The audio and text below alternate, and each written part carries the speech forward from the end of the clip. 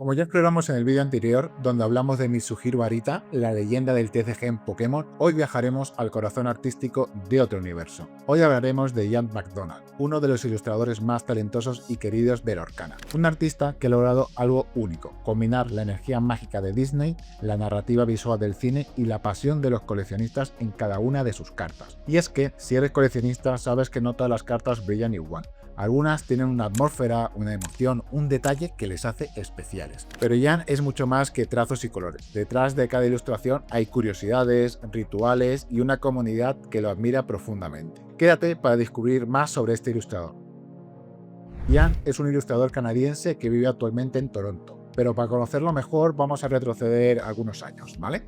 Su carrera comenzó en el mundo del cine y el diseño conceptual, creando escenas que contaban historias antes de que se rodaran. Trabajó como artista conceptual y animador, pero no en cualquier sitio. Fue internan en Industrial Light and Magic, ILM, el legendario estudio detrás de los efectos visuales de Star Wars. De hecho, Ian participó en Star Wars Skeleton Crew. Su nombre aparece en los créditos. Para cualquier ilustrador, ese es un momento inolvidable, y para los fans del arte, una garantía de que el talento es real 100%. También colaboró en Critical Role a Bridge como parte del equipo artístico y durante años se especializó en crear atmósferas y momentos narrativos antes de que se filmaran escenas reales. Eso lo entrenó para lo que vendría después, porque cuando Disney y Ravensburger comenzaron a dar forma a Lorcana, Ian ya estaba ahí, listo para ponerle alma y atmósfera a cada carta. Desde el primer set ha estado presente, colaborando en múltiples cartas claves, muchas de las cuales se han convertido en favoritas entre jugadores y coleccionistas. Hoy se le reconoce como uno de los pilares visuales del juego, y aunque él no lo diga en voz alta, porque Ian es más de café y dibujo que de entrevistas, sus seguidores ya lo llaman el maestro del póster comprimido, porque cada carta suya parece un cartel de película en miniatura.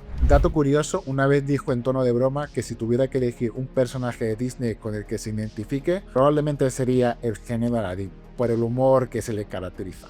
Antes de que una ilustración de Ian cobre vida, hay algo que siempre ocurre detrás de escena: un ritual, un encendido emocional, la música. Pero no estamos hablando de cualquier tipo de música, estamos hablando de Disney en su máxima expresión, tipo canciones como de Mulan, I Make a Man of You, la de Hércules, Zero to Hero, perdón mi inglés de colegio, y como dice, ya no puede empezar a dibujar sin ese impulso musical. Para él, la ilustración tiene ritmo, y si hablamos de inspiración real, hay una escena que no para, y no para, y no para de ver, la de Hellfight del Jorobado de Notre Dame. Entre amigos y colegas, Ian tiene un apodo un poco peculiar: Moose, alce en inglés. Viene de sus días como animador. Dicen que tiene la calma de un alce, pero la fuerza de uno, que es silencioso, constante y expresivo. Un tipo que puede mover mundos sin decir una sola palabra. Ya conocemos el talento de Ian McDonald, pero ¿qué pasa cuando su arte se convierte en objeto de deseo?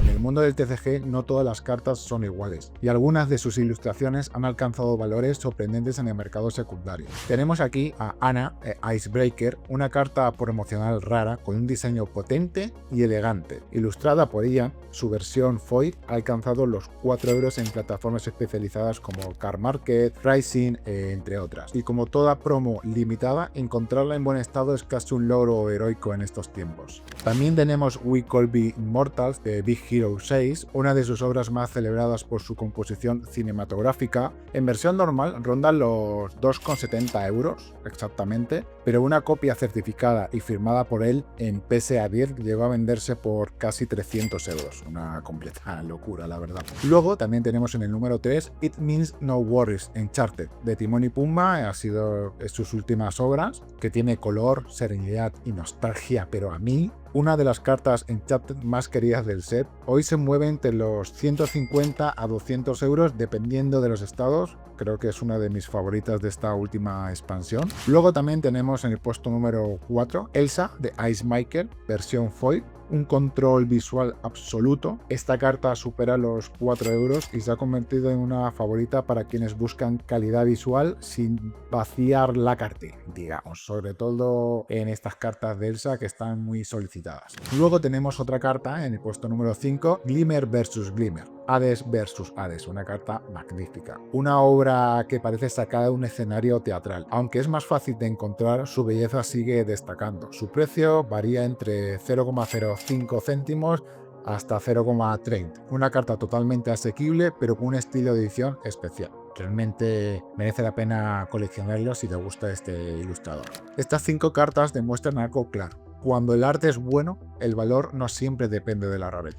Algunas son accesibles, otras totalmente exclusivas, pero todas llevan el sello de un artista. Puede que Ian McDonald sea una de las firmas más reconocidas en el arte de Lorcana. Lo interesante es que su conexión con la ilustración va por otro camino. Él mismo ha dicho que colecciona sus propias cartas, las observa, las estudia y que también está aprendiendo a jugar. Tiene sesiones programadas con amigos y dice que está calentando para entrar al competitivo. Pero por ahora lo suyo es puro coleccionismo.